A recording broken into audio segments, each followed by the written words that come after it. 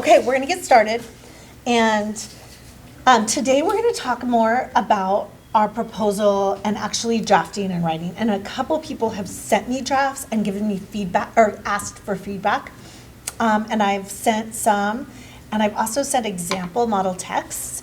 So, and if anyone has not gotten a model text, meaning an example seed grant that I got, and Ron said, hey, can we use this as a model text? And I was like, yeah, of course, but I'm also happy to send even if he hadn't said that, because it worked.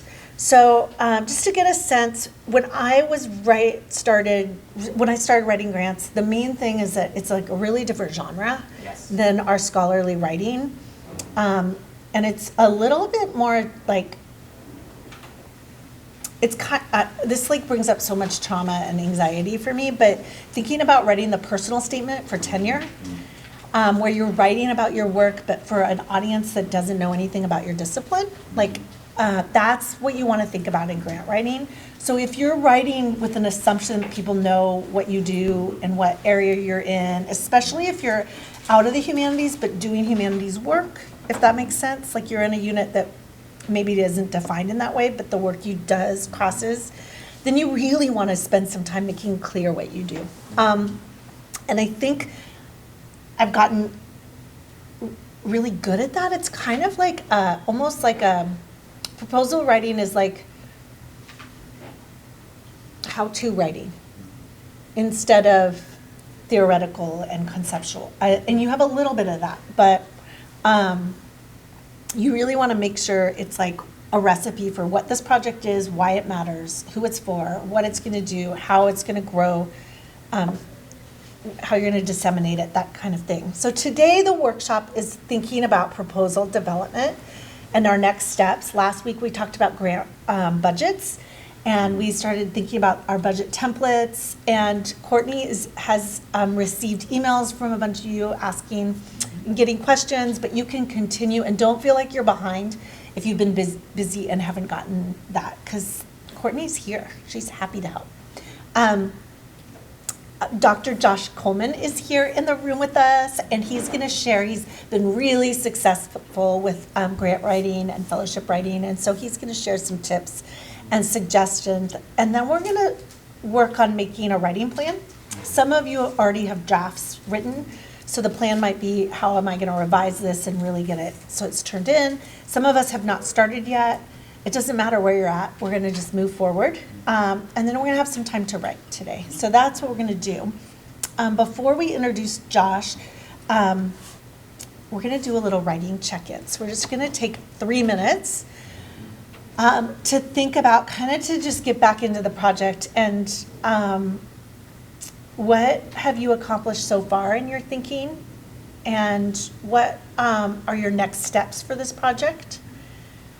Have you changed your mind? You might have started thinking you were applying for one thing and then realized, wait, this deadline is too close and I'm going to do something else. I had that happen this fall. I applied to 2 grants and I wanted to apply, Courtney knows this, for a bigger fellowship, and I just couldn't fit it in.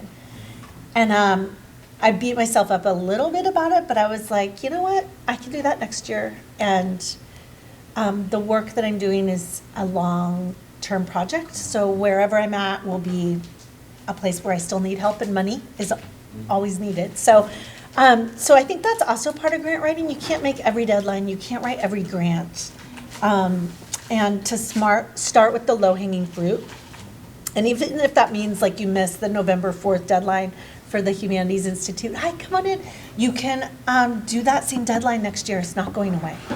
So I've done that before, where I prepare something and I miss the deadline, and then I just update for the next year. So it's never wasted work. So anyway, what have you accomplished so far? What are your next steps in the project? And what questions or obstacles do you have or have you faced?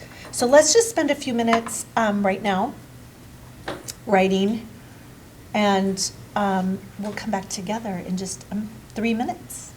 Oops, my link. Welcome. Oh, you're fine. And feel free to get coffee.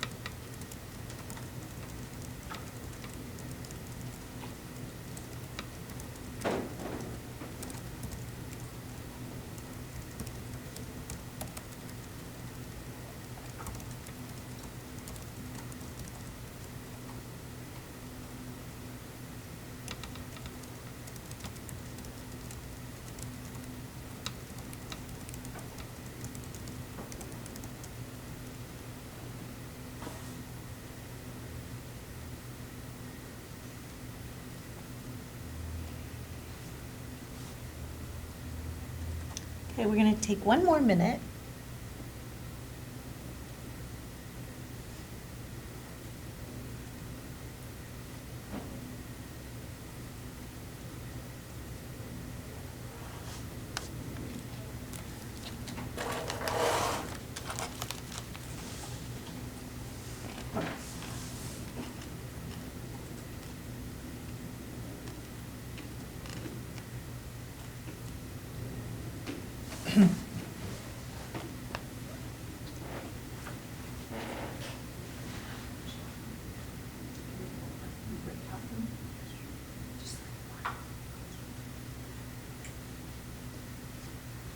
So we are going to share, and like the three of you, Josh, you can join if you want. I don't know if you're working on a grant right now, but I'm thinking. yeah, that'd be awesome. Foundational stage.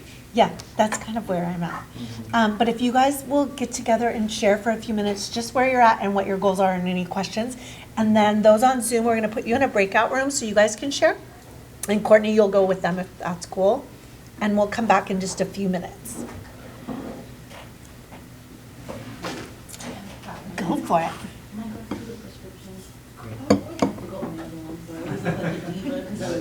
I'm like, no, the prescription. You can be a diva, Yeah, just right. yeah, exactly. Yeah, I got wonderful. You're awesome. Do you want to share with them? You don't have to say anything. Yeah, That's fine. Because it's Yeah. not exactly. Jake, you want to share too? He has two books, actually, and they're different, but, and I did some archival research on a departmental grant this past summer, which has shown me that I've got a lot more work to do.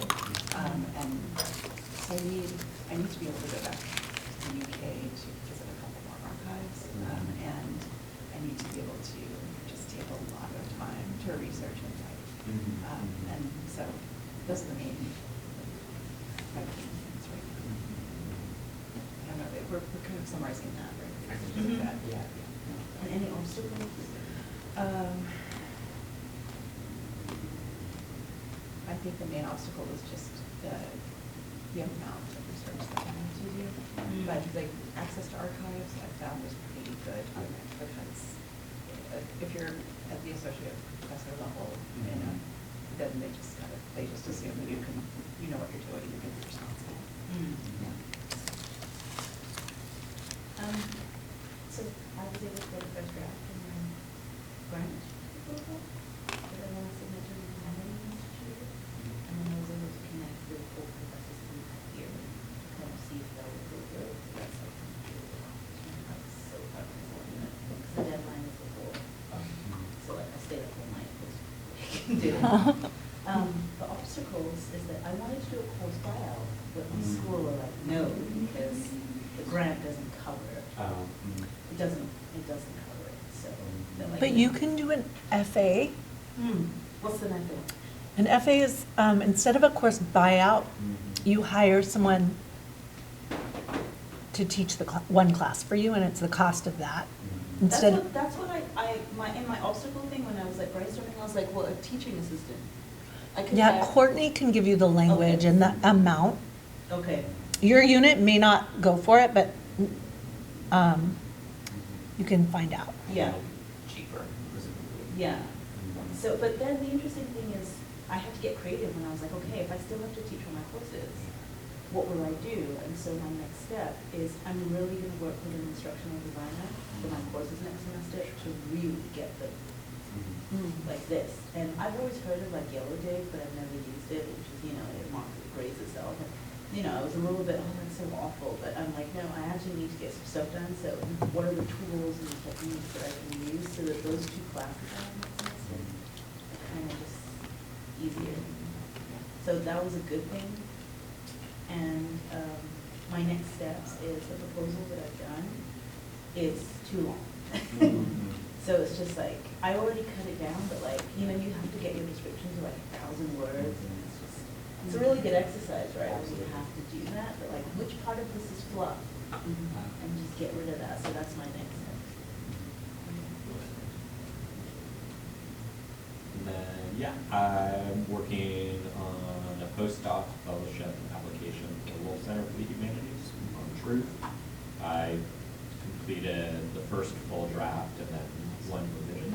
Awesome. And yeah, I got feedback from my former dissertation committee members who support it because the proposal is like way beyond the dissertation. It's got unicorns in it. Oh,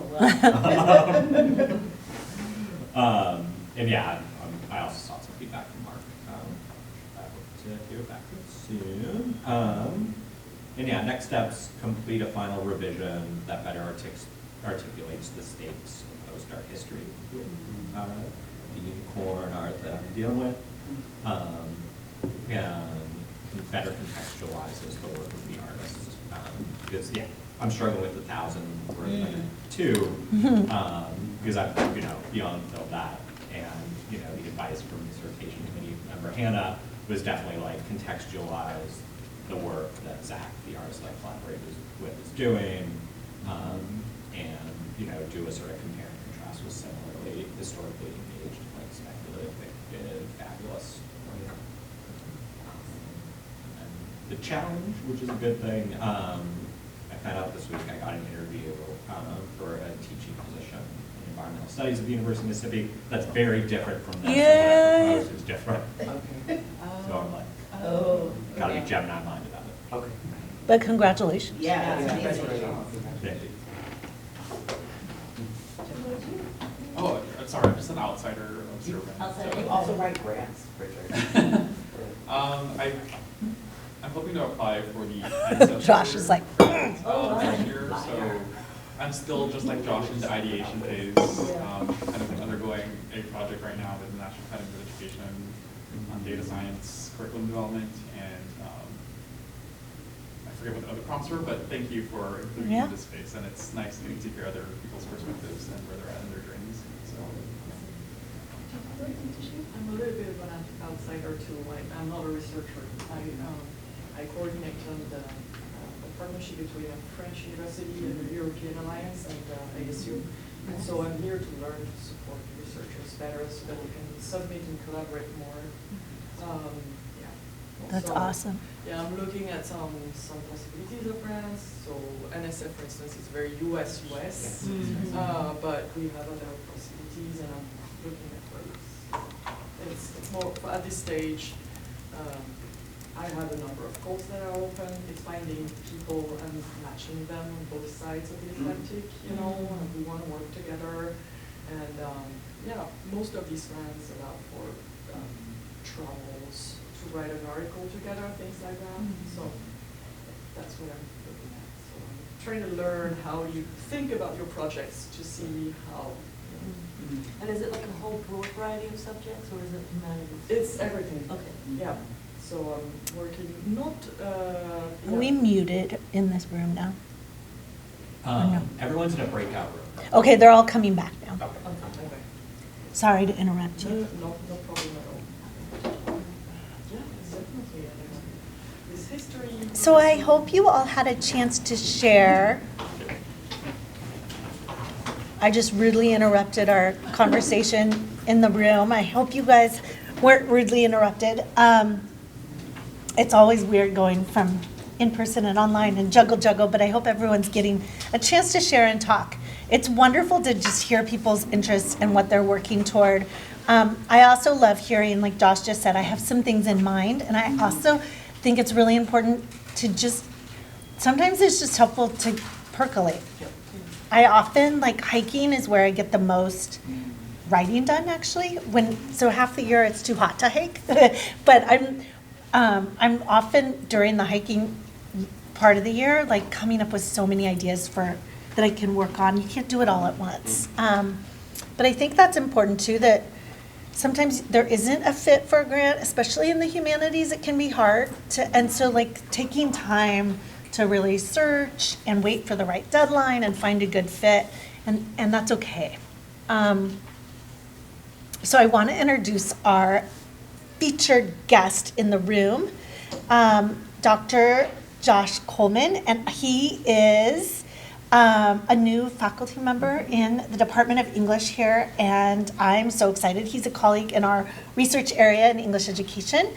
And his work uses social science and humanities lenses to study LGBTQ and youth literature. He's been doing incredible work around policy and banned books. He's in a really good state to be working on that. We're excited that he's here, but he's had incredible success with grant work and postdoctoral fellowships. And so I wanted to bring him here to share his expertise. I'm going to switch over really fast to his slides.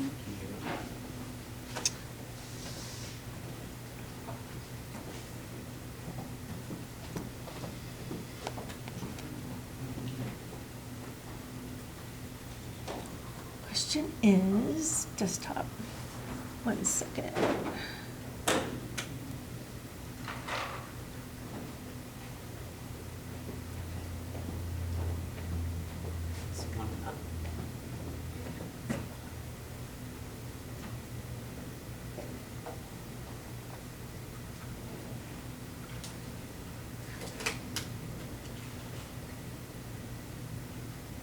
Sorry, awkward changeover. And then how do you, So slideshow is probably the easiest way. Up at the top. this has to move. Oh, it's hard to see. Yeah. View. Slide. Slideshow. And then presenter view is amazing, but if that's going to be wonky, then I can just do Presenter view. regular. Okay. Oh, it's going to show the light. We can just do the regular view then, which is also fine. Play from start. Perfect. Okay. Okay, let's do it. All right, thank you so much for that introduction. Hello to you out in Zoom land. Today, as Dr. Early mentioned, my name is Dr. Josh Coleman. I'm an assistant professor of English education. And today I'm going to talk and share some of my insights about what you need to know to get grants. And I'll start by saying it's not a one-size-fits-all model, so I'm really excited to actually field questions and think with you about what has been helpful for me, what are things I have learned along the way as I've gotten grants and I have also not gotten them.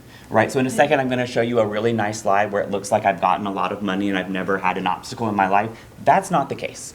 For every one that you see, there's probably 3 that you don't that I did not get. And that's okay because getting grants is often iterative. And you have to know a couple of different things about how to place yourself and your work as you learn the genre of writing grants. So to get started, I just wanted to share a little bit about who I am and a little bit of my trajectory as it's going to ground some of the studies that I'm going to talk through in a little bit and talk about actually writing sort of 3 grants at one time and managing to get all 3 of them, but from very different funders. And so tweaking. So that's where we're going to go a little bit. And I want to share, I am a social science trained humanist. So my undergraduate degrees are in English and French literature. It's always been books that I've chased throughout my life and I find to be incredibly meaningful. And book bans has been sort of the most pressing area of study for me, as I believe that every youth deserves to see themselves represented in the books in their classroom, and that really shouldn't be a controversial statement, but it is one in the United States in this moment. I am also in my 10th year in the academy. I started graduate school in 2015. And when I was in graduate school, I was completing a PhD in literacy studies, so I was learning social science research methods, but I also was doing work in the English department and completed a master's at the same time. So know that I am a humanist at heart, even though I'm going to talk you through a little bit of social science research and share how I shifted the same project to speak to humanities folks and to social science researchers based on the different funding. Also, this is my 5th year as a tenure track professor, believe it or not, and I've been at 3 different, very different institutions. So I started at a teaching institution, San Jose State University in the Bay Area. I then moved to a research institution, the University of Iowa, where I started doing some of my banned book work. And now I am here. And in my previous 2 institutions, I was able to get grants from both of them successfully. I look forward to hopefully doing the same here at ASU once I have World Enough in time and am ready to teach all of my classes. But I wanted to share what you see on the side, which is like a lot, is from my CV. It's the grants that I have gotten since I started in graduate school about a decade ago. And I've gotten 5 external grants and 11 internal grants. And so one good way to sort of put buckets around grants that I like to do is thinking about external grants are often from organizations or funders outside of the university where you are housed. Internal grants, not always, but are often less competitive, and they're often vats of money for very specific things that exist at different levels of your institution. These are places that you should be going to find money every minute of every day. So for internal grants, for example, I wonder how many of you know what grants or money is available for you at your program level, at your department level, at your college level, at your university level, in adjacent schools and programs. If you are fitting the call, there's often money specifically allocated for your research. So really understand your institution and what is available to you. Make friends across campus. Ask the people who are the coordinators of your programs or the deans of your college or whomever, right, to find out there is money, right, and people want to give it. If it is a grant, it's allocated. They just have to find the right person to fund. So really think about external grants as well. What organizations are you a part of, right, that you can tap into in order to find money that, once again, it's already there, it's been earmarked. They just have to find the right person to give it to. You can be that right person. So it looks like I've gotten a lot more money than I have in some ways. The 5 external grants, a little over $1.3 million, but most of that comes from one teacher quality grant in Iowa. That was like $1.2 million, so it looks a little bit more inflated. The other ones were things that I've gotten myself based on anything from a student travel grant to a research grant to a larger sort of postdoctoral fellowship. So I'm going to talk a little bit through that today, and I'm going to give you 3 things that I think you should know as you're considering writing grants. The first one is know your audience, right? So grants are not one size fits all. And the study that I'm going to talk about today is entitled Banned Childhoods, Storing Book Banning Practices in LGBTQ+ Educational Activism in the Conservative Midwest. This was a project that I was absolutely not ready to do.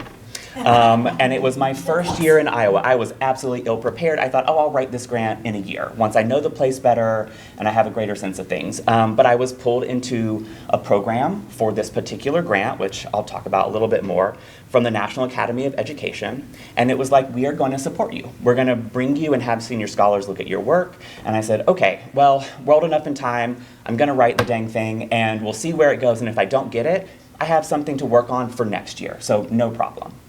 But it did actually work out for me, and I was able to get the grant through the National Academy of Education. However, when you submit a grant, often it is many months in advance before you know anything. So I took that document that I was forced to make through this sort of grant writing process and sort of institute, much like what is happening right here, and then I peeled it off and retailored it for 2 other contexts. All right, and so you'll see that there are actually 3 grants that actually operate very differently, but it's all funding the same project, just different aspects of it, right? Mm-hmm. So for the National Academy of Education and the Spencer Foundation, that was a grant to buy out my time and my service for a year to actually just collect data. This is a high-impact educational research focus. It's thinking at a national scale. It wants high generalizability, even if you don't do generalizable research. It is highly competitive. It operates, as I said, at a national scale, and it's social science focused. So in that, I had a lot of space where I was talking about my methods in a very social science framework. I had research questions that were going to sound social science-y in their structure, and I'm using the language of that world, and I'm citing people within it, right? But then I also knew that at the University of Iowa, there was a seed grant. So this is a grant to help you over the summer to buy some of your time so that you can focus on the work that you're doing, but it's very regional in focus. So I took the same template. It had to be about half the size. So again, that horrible clipping moment where you're like, what doesn't matter? But I reframed it. Right? I took it and made it much more, so why does this matter for Iowa? Right now I'm making this claim in the first instance about banned books, how Iowa is a case for the entire nation that we need to study.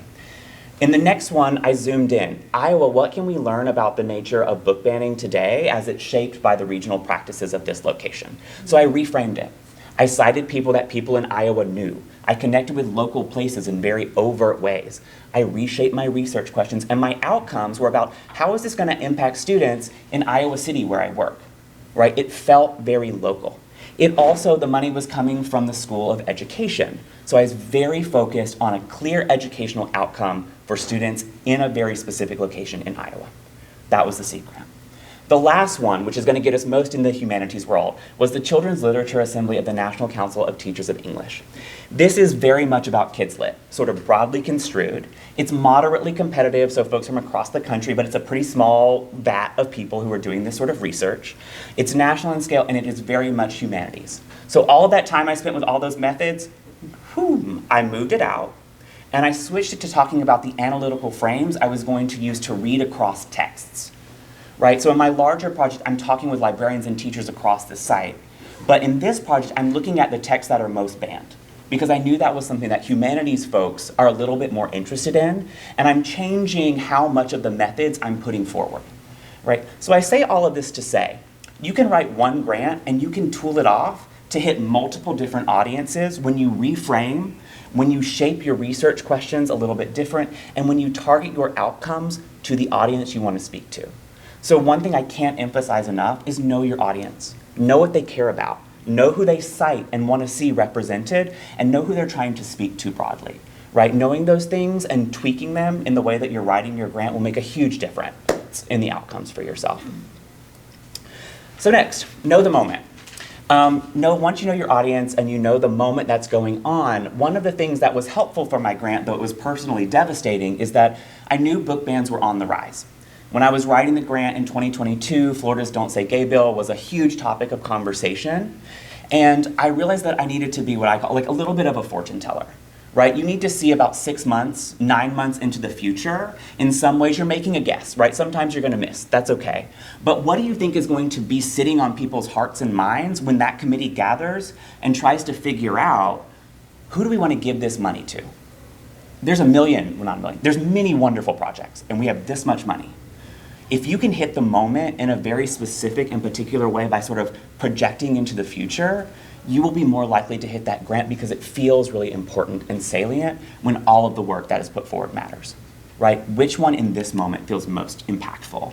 And so from 2022 to 2023 to last year, the amount of book bans has absolutely skyrocketed and spiked. And in Iowa, where my project was set, a piece of legislation actually went into effect that banned books. So 3,400 books were taken off of library and classroom shelves in Iowa last year. And so as much as like, oh, my community is being like actively attacked and legislated against, and that really hurts.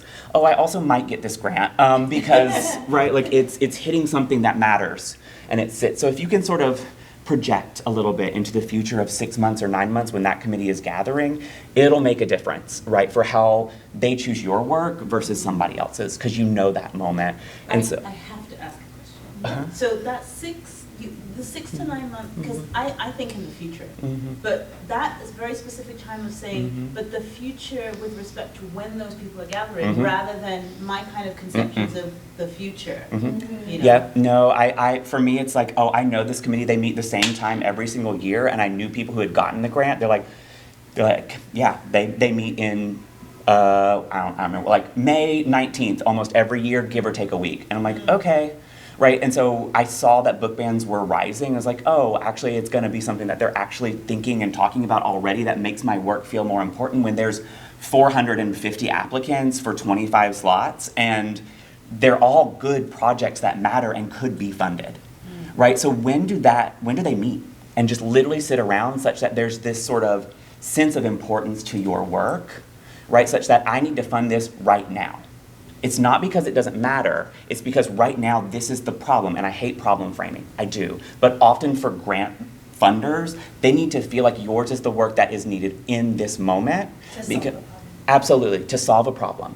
And right, because otherwise, oh, they're a great scholar, they can probably just do it next year, right? These other ones we're gonna fund right now, and maybe next year this will be the right fit. And maybe it will or maybe it won't. But if you can sort of look into the future of when that committee is likely to meet, so look at when the grant comes out, and then sort of backwards maybe a little bit of time. I'll just tell you a little secret, people tend to do it pretty much right before they tell you the results, or pretty close. So just know it's actually, people are not sitting here reading it for 6 months and like, what are we going to do? They get in a room and they're like, we gotta figure this out, let's do it, right? And it's probably a week or two, maybe a month before they actually let you know. Right, so that can give you a sort of temporal stamp or marker in a particular sense to project into. So I kind of say predict the future and harness the past for present day outcomes, right? So look into that future a little bit, 6, 9 months, however, when you think that committee is gonna meet. Really ground your work in what is happening in the past and in the world, because you're contributing to a conversation.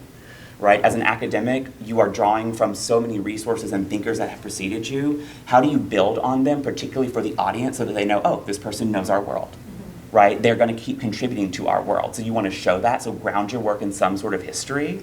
And then for present day outcomes, how is what is coming from your grant going to make a difference today to the problem that you have set up or is like percolating in this moment? And to the funder. Absolutely, to that funder.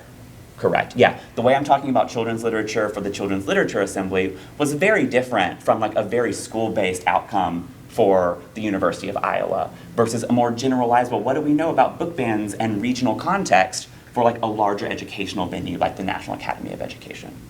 Absolutely. And so, know your audience, know the moment, and the last thing that I want to throw out is like know yourself.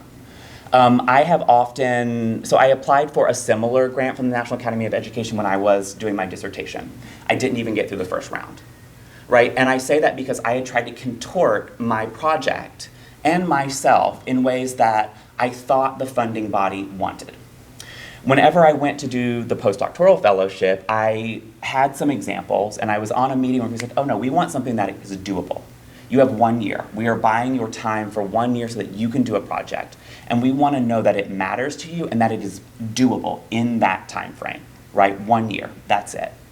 And so I had to take a step back. I was imagining this multi-pronged project that sat at 3 different sites across the country because I need tons of data. And I'm a qualitative researcher. Like tons of data, it's like the quality, not the quantity of data that matters, right? And I looked at someone who had gotten the postdoc recently and had done like 22 interviews. That was it, right? And so I said, oh, I can do something much more local. I can connect this to book bans in a way that builds on my work with LGBTQ plus youth literature and queer and trans teachers in a way that matters to me, that is authentic to my research design, and then I can write a really, really passionate grant about, because I actually think it matters deeply. And so even though you are doing this dance of determining your audience, I really invite you to know yourself. What motivates you as a scholar? What do you think matters? And this question, which one of my graduate professors often posed, is what do you want to do in the world? Right? What do you want to realize through the work that you are doing? Who do you want to touch? What do you want to reshape? Use those as anchor stones to help you make the decisions and formulate grants that aren't contortions to please some imagined group of people doing your work. Know the funders, know what they tend to look at. So for instance, one thing that I did do is I went to all the past winners of the National Academy of Education Spencer Postdoctoral Fellowship. I looked for the past 5 years. Only in the last 3 have they funded folks with like explicit LGBTQ plus content in their titles or in their abstracts. So I literally mirrored my title on the titles that I saw that had been funded, right? I structured my research design on one of those I asked the person who was a personal friend, can I see the grant as you wrote it? I used half of that, and then I used the other half from someone who had gotten one about children's literature, and I merged them, right? So I knew what they tended to fund. I mirrored that to give them the language that they are comfortable with, but I did not contort myself or my values to do that, right? So I say all that to say, know your audience, right? Who is it that you are trying to get money from? What do they care about? Know the moment, try to like project into the future a little bit for what's gonna matter to give your work that sort of temporal salience. And then know yourself. Don't contort yourself to get money, right? That doesn't mean you don't tweak, that doesn't mean you don't use the language of the folks you're trying to get funding for, that you don't cite people, but be authentic to who you are. I truly believe that that comes through in the way that you write grants and the way that you show up, right? And so those are the quick 3 tips that I'm gonna throw out into the world. Know your audience, know the moment, know yourself. Okay, great. Questions? Yeah. Great. Thank you. Yeah, please. And I'll stop sharing. I hope that's good for people. Yes, I was wondering, when you finished your work, were all 3 committees that funded you happy with your work? You know what I mean? Like, it's a stretch, like, to please everybody, right? To the end. It's interesting because different funders care more or less about your outcomes. Okay. For the National Academy of Education, they invest in project, but they also invest in people. After you get the money, they honestly don't care that much. I'll be perfectly frank. They're not, like, they have reports. I have to report what is coming out of it, and I actually last week was at the final retreat for the project. I presented what I'm doing. I'm working on a book project. The monograph is like, I have my reviews back from the book. It's looking really positive. So like, they know that there is work coming out of it. I've done maybe 4 very short publications. So like, those are things I can demonstrate. But most of my peers in my cohort are still collecting data, or they're still analyzing. So as long as you are in the process for that particular funding body, they're not looking down their nose, like, how many papers with our names on it have you completed? Like, that's not their way. Iowa also, they were comfortable. They knew I was publishing, right? They could see that in my research. So my school was totally happy. And the Children's Literature Assembly, I actually just had like a small publication where I sort of illuminated everything that I had done. And I was very careful when I was writing my budgets that they did different things. Like the budget lines were connected in different ways. So for instance, the National Academy of Education, you can't pay yourself extra money, but you buy your time. So like it was really a year of me just doing a project. So I'm talking about how did having that time create space for me to do data collection, which is what I was doing, right? And now I'm sort of in the like writing and analysis phase. So talking about like can-doability or feasibility, for them, I never said I'm doing this whole project in 1 year. I said I've actually already done these things, which the seed grant is gonna support. Here is what I'm doing phase 2, which is literally data collection, right? I'm talking to librarians, teachers, and other educational stakeholders across the state of Iowa. That's what I'm doing in this year, that's it, right? And then the next year, I'm gonna start writing feverishly. So they can look, I have all the data, it's all there, right? And I am completely done with it, but they're not necessarily like NSF where you have to have like super codified outcomes that you have metrics for. Yeah. The teacher quality grant had those sorts of metrics. The ones, these 3 that I've talked about today, none of them asked. They want reports, and they were totally happy, right? As long as I'm publishing and my name and theirs are like attached and out in the world floating around, they were all super happy with it, to be honest, yeah. Yeah. My question, because you know I work on medieval studies. Yes, yes. And so if I'm applying to a medieval organization, then I don't have to Yeah, like justify I time. don't have to justify doing medieval studies for them. Mhm, yeah. But I think I do in some ways if I'm applying to the NEH. Yeah. Right? And so I'm wondering if you have, I don't know, maybe you've never had that problem, right? Yeah, But- my stuff's pretty contemporary in a Yeah. different way. Um, But I'm wondering, so I think there are lots of ways I can make my work applicable to present day issues. Mhm. But I need to do it in a way that's also genuine. Absolutely. And so I'm just Mhm. wondering if you have any thoughts on that. Oh, that's so difficult. Yeah, I mean, I do think tying things to what's happening in the world is always going to give that sort of, but I mean, also in your world of medieval studies, if there's a pressing question that feels very salient within your field, framing it within that context for that audience can absolutely work. I really don't like deficit narratives, and I really don't like framing research around problems, but I'll be very honest, for most of the grants that I've gotten, that tends to work. I don't actually like saying like, oh, so many like queer kids are, attempting suicide. And so I try to stay away from those narratives as much as possible. Now book bans are the easy thing for me to grab onto, like, oh, look at this huge spike. So how do you feel about intellectual freedom and your right to access information? Like, this is a fundamental, these books are a proxy also for children, right? It isn't just the books, it's the kids that these books represent who also aren't welcome in our schools today, right? So I think that there is a way to narrate a problem. Also, doing something that's so far away, Mm-hmm. I think it's always an issue of making Yeah. it closer. Like Yeah. seeing what is, Mm-hmm. could be forgotten. I don't know if Yeah. that. It's funny because I'm a futurist, right? So I Yeah. have the same problem because I think in 50, 100, I can think in like by 2040, 42% of global youth will be African, and I'm African, right? So I really extrapolate to when those people become like me, and try to make people understand why should we care about, Mhm. African youth in like 40 years. Mhm. But it's really relevant to Yeah. now, because they are the future, so you have to start planning the systems Mhm. to be ready for when Mhm. they come, And I think knowing different funders or different locations who are already invested in these sort of different spaces, right? My dear friend Stephanie Tolliver, who does Afrofuturist work and sort of Black girlhoods in education and literacy studies, she's been incredibly successful. She had the same grant that I did. We're a cohort, and there are people in education, right, talking about speculative fiction broadly, but sort of speculative pedagogies and tying it to like Black futures is actually really big in literacy studies right now. So who might be in an adjacent field that gives you a foothold to be seen and recognized, right? Or maybe has a vat of money that you can tap into, right? I'm not saying to like fake it by any stretch of the imagination, because people will know if you don't have like the citations that they're kind of expecting to like claim that you're within a particular field. I definitely say like come from the place that you are, but look in adjacent communities that might fund your work, right, that otherwise wouldn't.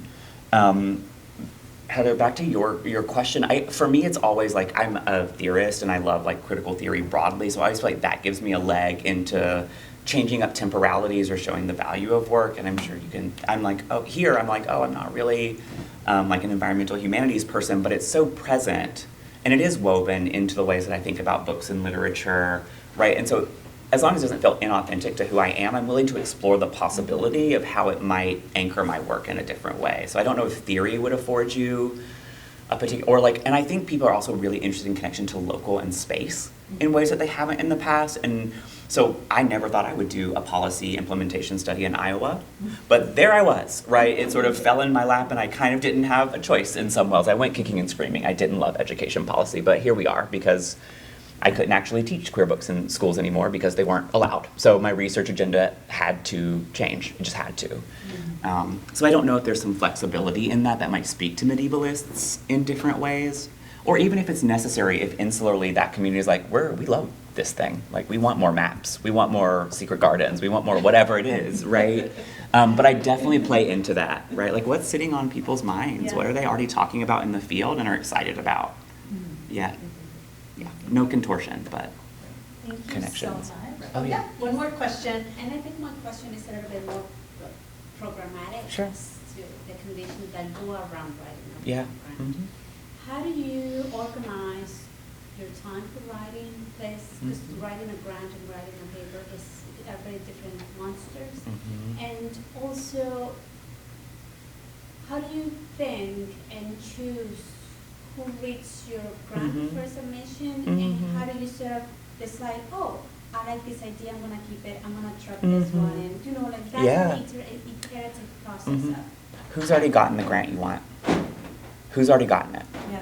Right, like I absolutely, so my advisor had it, one of my co-authors had it, and I was like, hey, and I trust them, right? I'm like, is this working? Is it not? Right, and there are different people I let see different levels of drafts. So one of my dear mentors in graduate school was like, oh yeah, there are people who see like my 10% versions, there are people who see like my 30, my 75, and my 95%, right? Like everyone doesn't have to see a finished version. And I know now that like I'm at like a place, like a pivotal point where I can go this direction or this direction. Friend, which one? Which one is working? Which one do you not see based on your knowledge? So I feel so much more comfortable just being like, is it crap? Like, what is this working? Is it not? Like, and I don't take it personally anymore. I still care about my writing. I honestly write most days, usually in the mornings for like 2 or 3 hours usually, so I'm a very consistent writer and I get a lot out of it. But I'm not precious about my writing in the way that I used to. And I know that I have friends who will help me move through things more quickly, and it's better for me to ask them than to just be sitting spinning my wheels, because that's what I'll do. Someone said to me once, like, don't let perfection be the enemy of good, right? The difference between like 95 and 97% is pretty minimal, but could be hours and days of your life, right? So when is it better to just throw it out to a friend and be like, hey, is it working? Is it not working? Where would you see it going? What should I cut, right? And people who have already gotten your grant, those are the folks to ask. Right? They've been successful, and also they've also probably gotten on the inside of it in some ways, right? They've seen what we're asked for in the reports. They've talked to other people. So for the postdoctoral fellowship, I had 3 retreats where I met with people who were on the committee. I met with other people in my cohort, and so I have a much greater sense of like what they fund and what they don't, because I also have friends who didn't get it, right? So really ask those folks who might have like kind of surprising insight, actually, into that, and let them cut through all of the anxieties and questions for you, right? As long as you trust them. Yeah. And I think that's something that actually the humanities is really not good at. The social science, I think we are all precious about our work, but having been Yeah. both, humanities scholars, we're more terrified to show things and share, Yep. or to ask. Yep. So that's why I'm always like, do you want my example? Do you want Totally. my example? Because that's how you learn how to do it. when you get 100%. it. these are new genres. Like, I actually get frustrated at how often I have to learn a new genre in the academy. I'm like, oh, I'm tired. There's another one that I don't know how to navigate. Someone give me a mentor text, please, so I can like figure it out. There's no reason to know how to intuit how to write the perfect grant proposal. Yeah. Number one, that doesn't exist. But number two, like, it is a new genre that takes time, and other people have already navigated it multiple times. Right? They can help you cut through and reframe. So Chris Gutierrez, who was someone who supported me in the early pieces, and who was like a leading scholar in the field, she's like, Josh, I want you to stop. You're doing this thing when you write where you're doing like a slow reveal of the project. And she was like, stop that. She's like, I want it at the end of the first paragraph or the beginning of the second, where it literally tells me exactly, in this study will chronicle X, Y, Z in order to A, B, C. She's like, don't do the slow release or whatever it was. And I hold that now because I'm like, I'm going to like pull together all these beautiful threads. It's going to be amazing, like dazzle you. And they're like, no, just really like get to it. What are you doing? What are we getting out of this? That's for grant readiness. Yep. Boom, boom, boom. Topic sentences, short sentences, cut out all the 5,132 clauses. Like, they want to know what you're going to do. Is it possible? What's coming out of it? And if they have questions about whether or not your work is possible, or like whether or not you can get access, that is going to greatly decrease the likelihood that you will get that grant. They don't want questions about, can you do this thing? Right? You have, no, I'm already in the middle of it. I actually have access to these things, Like, I have no problem. Here's how I'm going to get it done, and here's what I'm going to get to you by the end of this year. Even if it's like, I always look at it kind of as like a loose promise, right? Like, who knows where we're really going to be at the end of It's it? a little Like, bit like a sabbatical proposal. Mhm. Like, you know you're going to do a project, but you outline something, but Totally. it may be something else that ends up happening, and that's okay. My Spencer project was originally about just like book banning practices broadly, and then the law actually got passed after I got the grant. And so I was like, oh, well, that changes a lot of things. So now this is a policy implementation study and how teachers are responding it in real time, right? It was still about book bans, but it's no longer this general question about book banning practices in the Midwest and how Midwest sort of norms shape it. It's about, what is this policy doing to the lives of teachers every day and students, right? So you kind of have to, in qualitative research, right, or you have to go kind of where things lead you. At least in the social science, but in the humanities too, depending on how you're navigating them. Like, it's okay for things to shift and move, and you respond to what comes. And I think that's expected. And then you just have to write a million reports. That's the back end of grants once you get them, where you just justify and tell them all the things that actually did happen. You're like, surprise. And usually they're okay. At least that's been my experience. Thank you Of so course, much. my pleasure. Yeah, reach out. Yeah. Thank you. I love hearing about how you use model text, because I Oh, do exactly always. the same thing. Every I do day the you same thing draw. with articles. Yeah. Like, how do I write this for this journal? How do I write this grant? Oh yeah, go to the person who's already done it. Make it Such easier on good yourself. advice. So I'm going to switch back to my slides really fast. Thank you, Josh. You're so welcome. Thank you so much. Oh, my pleasure. Please reach out if you have questions. Like, my email was up there, but I'm sure it's also, it's josh.coleman@asu.edu, so not trying to hide it. Not hiding your No. contact info? No, not at all, and good luck. Thank you so Thank much. you so much. Thank you it's so like- much. And good luck with your tennis tournament. Oh my God, yes. Yeah. Oh, and one other thing that I'll just throw out, senior scholars in the field, when I was like a graduate student, were like, oh yeah, sometimes you don't hit it at the right time. I put grants in 9 times, and then it got funded, and now I have $2 million. I'm like, whoa, okay. Because I just assumed as a full professor, you walked in and the money just like landed in your lap. Just keep putting it in, Yeah. right? Until you, like that moment thing, you don't always project right. Keep putting it in. Tweak it, make it different as response to the moment, but like, it's not a rejection of you. It's Yeah. just not the right moment. Or fit. Yeah, Yeah. exactly. Thank you so much. I love it. So happy Halloween, everyone. Happy Halloween. Yes, enjoy the sugar. And the cavities.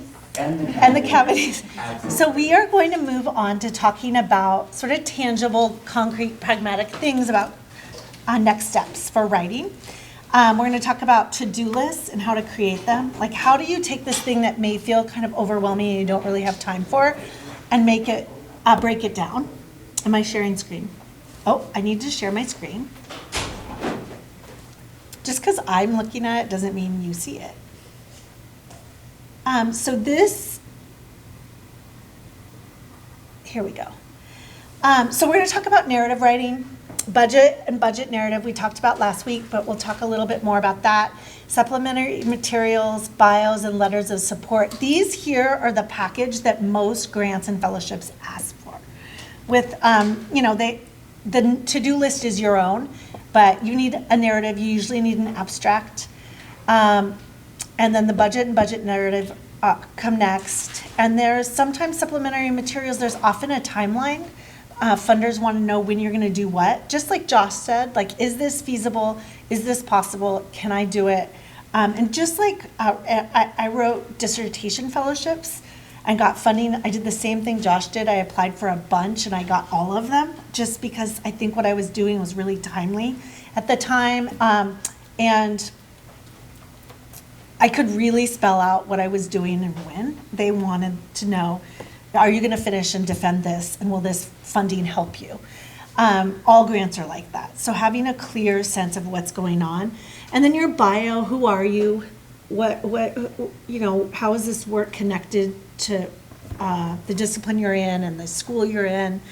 And then often you need a letter of support. So especially if you're getting time, so they need to know that your chair or your director or your dean supports this, and that they're not going to give funding and then your university is going to say, actually, you can't take time. It has to be agreed upon ahead of time. Like, I didn't understand one grant that required cost sharing, and it Yeah. was just like my school had to like give like $200,000. I applied for them. I was like, I'm submitting this grant. Yeah, so tomorrow. cost share, I haven't talked much about that because it's something that happens with bigger grants often. And cost share is complicated. The university doesn't love it because basically what a cost share is there's a promise of something on our end as an institution. And it's totally worth it if the funding is worth it.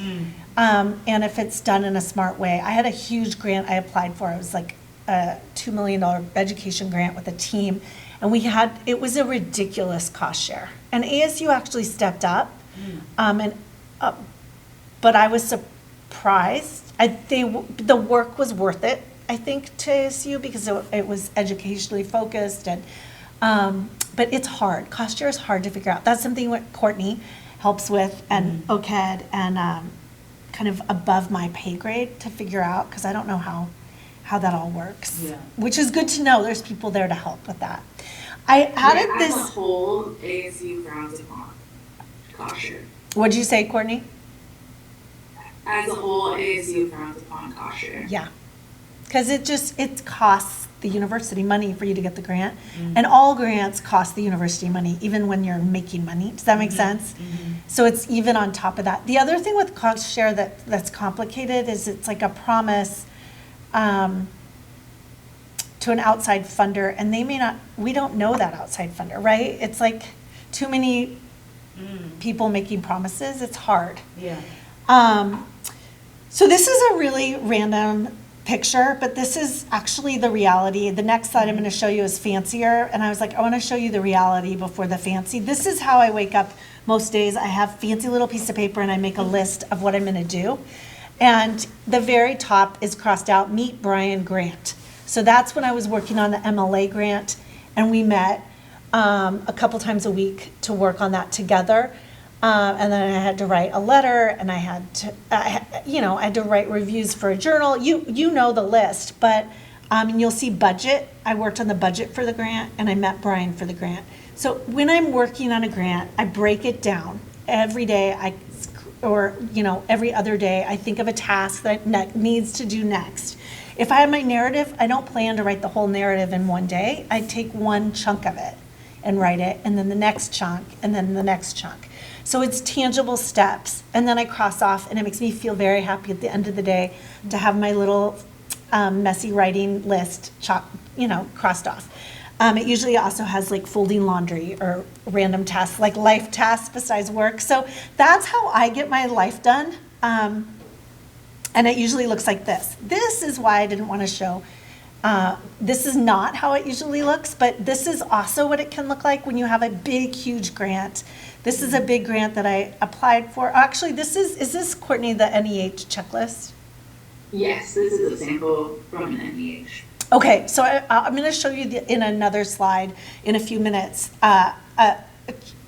to do with a team, and it's literally, it looks like this, and it's divided up by people and who's going to do what. And so when you're on a bigger grant, you have to do that. This is a sample checklist, and Courtney, do you want to talk about it? Yeah, so when I work with PIs on external funding opportunities, this is something that I would send you. I'll go through the funding opportunity and make a checklist of all materials that are needed for that grant. And like under the additional notes, it'll tell you exactly what's needed in that document, the maximum number of pages. These have a specific file name that they have to be saved under. And then under the due date, I would give you a time frame of when it needs to be turned in. And that's one of the things that's so helpful is like Courtney will make sure you have what you need.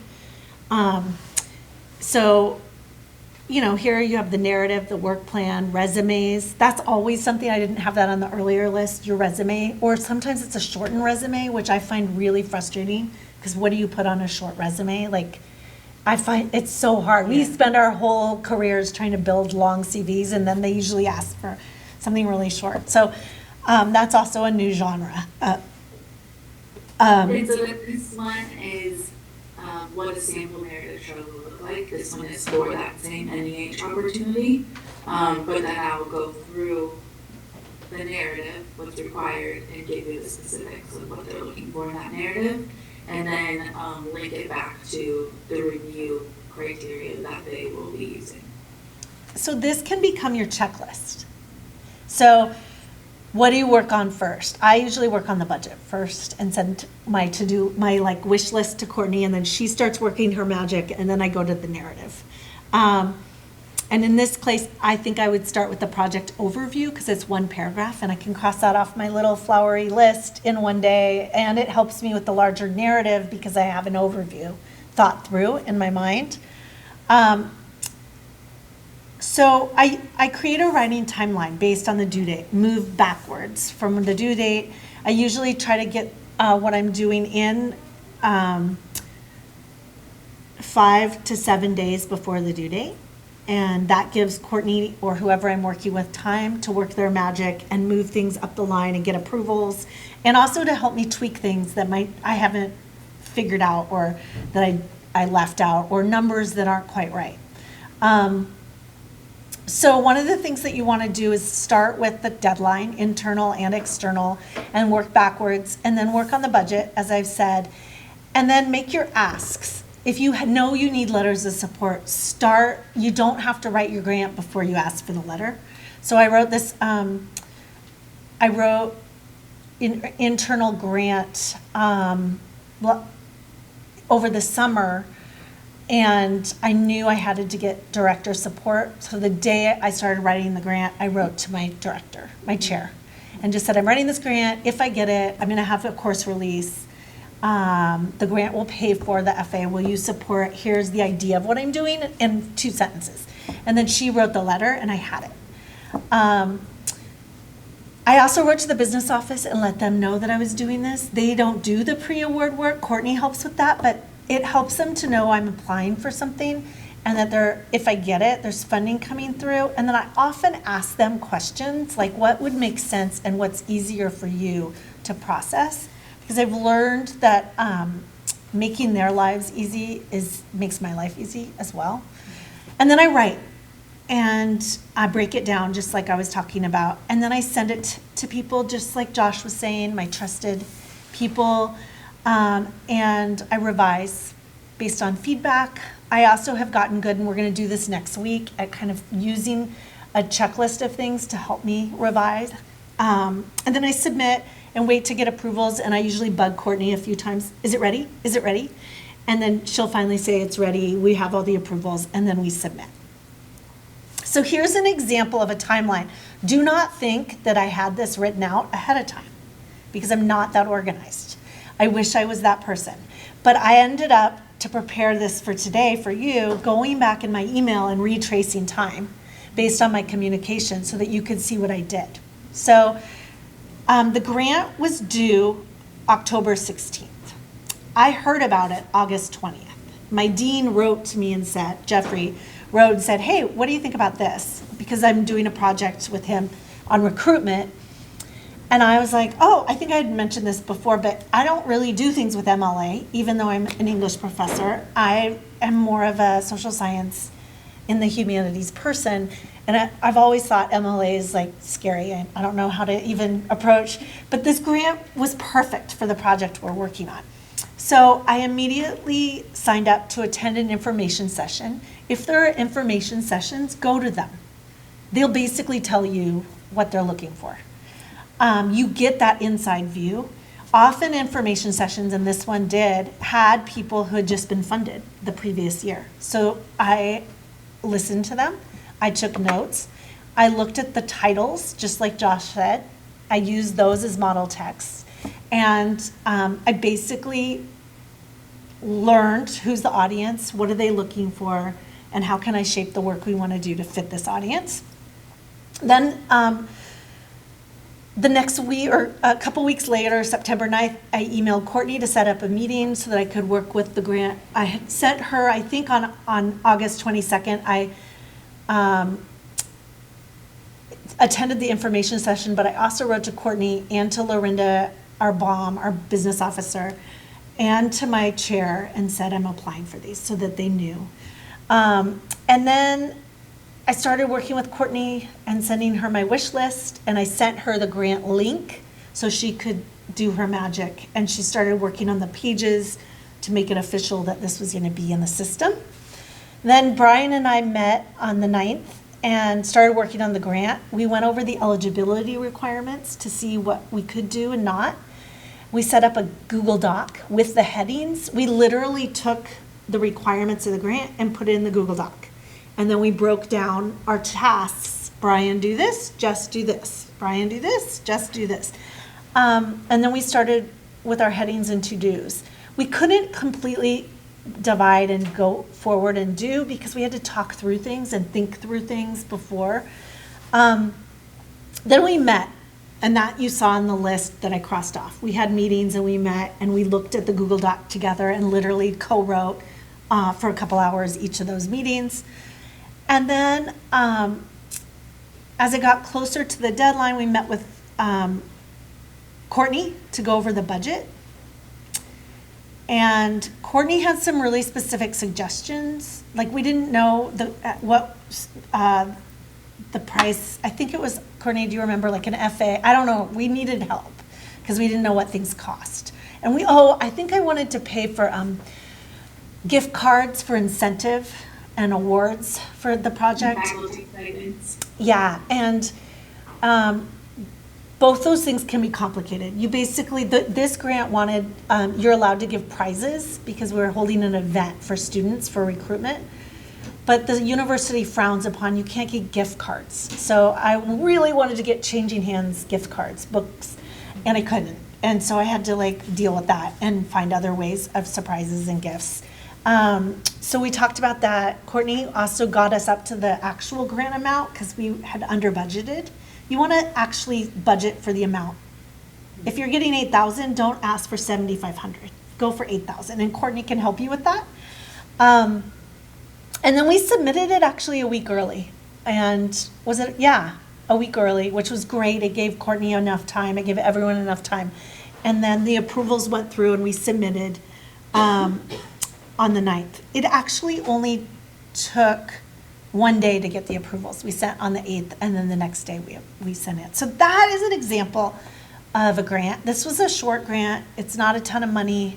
I think it was $8,000, but you can do a lot. You can plan a really great event, right, with $8,000. So if we get it, it'll be wonderful. We're planning the event anyways, and the dean will fund it, but he was like, try to get this, and he'll give you credit. And it also gives money for faculty to go to MLA, and Brian, my co-PI, goes every year. So I was like, I'm not going. That's not like it's not that I'm against MLA, it's just not my crowd. He's like, I go every year, yay. So $800 for him if we get it. Jessica? Yeah. So, just so that I learned the etiquette, when you communicated to your, I think it was the director in the business office that you were applying, what was this, like the wording? that you- Great, and I can even send you those emails, Yeah. but I'm basically like, hi Lorinda, it's now Kaden. I want you to know that I'm applying for this grant. Here's the link. It's for this amount of money. I will, once I work out the budget with Courtney, send it to you. The business office really appreciates this. They just have a heads up so they know, oh, they're the ones post-award, if you get it, who actually process the money for you. They pay that, if you have salary, they pay the salary through HR. They set up the stipends. So if you're surprising them with, I got this $25,000 grant and we're going to pay teachers, we're going to pay 25 teachers $1,000. They have to do the paperwork of that. It's really a ton of work. And when I first started writing grants, I had no idea. And I was like, what do you mean you're frustrated you didn't know this? I'm like, so now I try to include everyone. And, half the time I don't get the grants, they don't care. But they also appreciate that, I don't know, I'm friends with the business office because I communicate a lot with them. You And- mean the ASU business office? No, The my provost unit. office? Okay, your The unit. My Okay. unit. Yeah. They're the ones who do the work of the grants in your, so it's really helpful. Yeah, and They can also it's go large like because through things, English is large. Yeah. like such as like Jessica wanted to do gift cards. So I was in contact with business office, English business office, to think of a workaround to be able to get prizes or how to pay people. So it's a good communication to have and keep everyone in the loop because they can also help you think about how to pay people. They also know my work now. So, Courtney knows my work because I worked with her for years. And, she sent me a grant that I'm going to apply for next year for NEH. And that's what you start building relationship with. That's one reason to write a seed grant, because then you have a relationship with the Humanities Institute, and then they know what you do. And if they see calls, they start writing to you. And the business office is the same way. Their job is not to find me funding, but they know, oh, Jess, it would be easier if you paid this way. If you paid teachers, I work with teachers in my research. It would be way easier if you did this than if you did that. Or like gift cards, instead of this, you could do that. And I've had some things that are really complicated, like I can't hire doctoral students on a lot of the grants that I do because they're already funded. So I can hire them in the summer. So the business office helps strategize with things like that. They know what the rules are. So the sooner they learn about you maybe getting this money, the better, right? Yeah, so I just email everyone, even if I'm like, I don't know if they care, but they do actually, so it's nice. Okay, thank you. Yeah. So this was the slide I was telling you about earlier. This is a big, huge grant that I wrote that I did not get, but it was a team of us writing this IES seed grant. So it's the Institution Education Sciences. And I think it was a $1.9 million grant. And so there was a huge team. I led this grant. It was a massive learning curve for me, just working on this scale. But you can see here, this was at a scale that I couldn't use my flowery checklist. So we had this Excel file, and this is me, Jessie, and there's Mary, and there's Elise, and it's who's doing what and when. So if you're doing something bigger, that's really necessary. So thinking about writing and getting the grant done, you want to prioritize your goals and objectives. And this really fits with the narrative and the budget. You want to think about what Josh was saying. You take out all the flowery humanities language that we use as scholars and just get to the cut and the chase. You want short sentences. You want the what, the where, the when, the how, and the why. And you don't want to save your punchline to the end. You want your argument at the top. This is what I want to do and why. This is my problem I want to solve. This is the issue.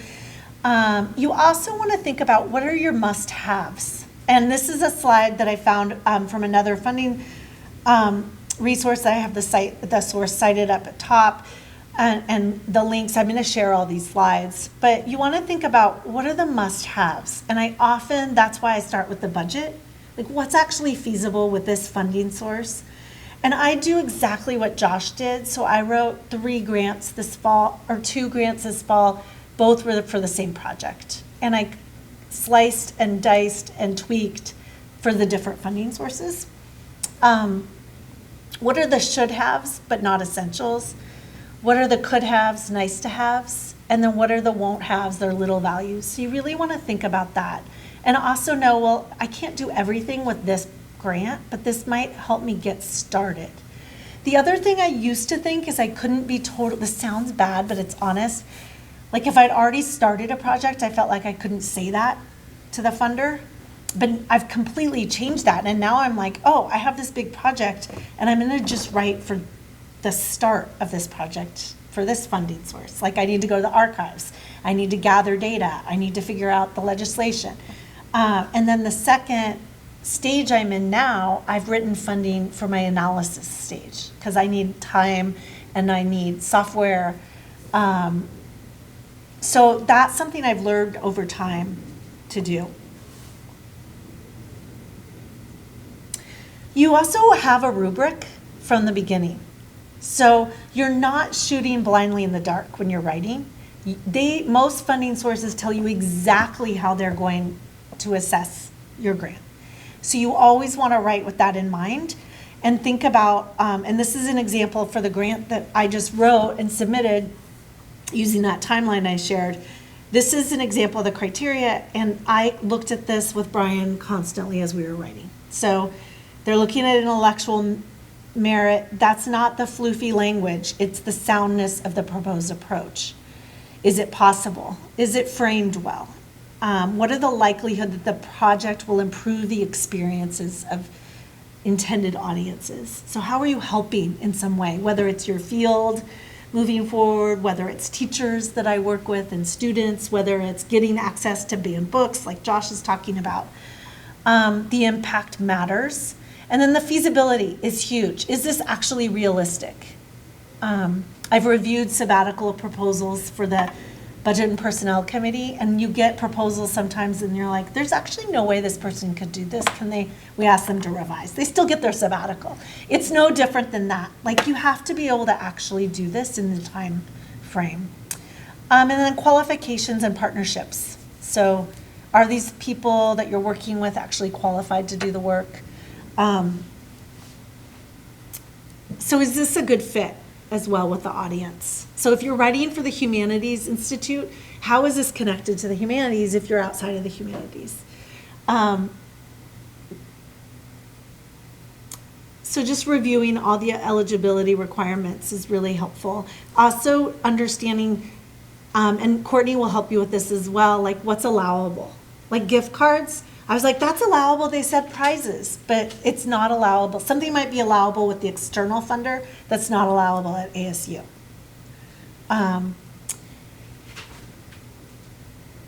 So I think it's really important to always go back to like, what do they want? And starting with— Yeah, a quick note on that is everything has to follow ASU policy. ASU policy trumps the funder's policy. Yeah, I think that's super helpful. So now we have about 15 minutes, and I know that seems silly amount of time. I actually do almost all of my work as a writer of grants or books or articles in 15-minute chunks. I think that some of it is having 3 kids and 2 dogs and being constantly interrupted, but maybe it's also because I have a little bit of ADD or maybe a lot. I've learned to work, and this does not work for everyone, but it helps me to break things down. I also have a lot of anxiety. I've learned to manage it, and it's one of the ways I've learned to manage my anxiety is to stop thinking about projects as these huge beasts and think, oh, I'm gonna just do something for 15 minutes. If you do something for 15 minutes here and 15 minutes there, over the day that equals 45 minutes, and then the next day 45 more, and you get things done. That's how my whole career has been. You may need like huge chunks of time. I don't have huge chunks of time in my life. So Let's take the next 15 minutes and just work, whether it's creating a to-do list, whether it's going into your narrative, whether it's going back to the budget and sending an email to Courtney. Let's do something in the next 15 minutes that feels useful, and then we'll close out together. Go for it.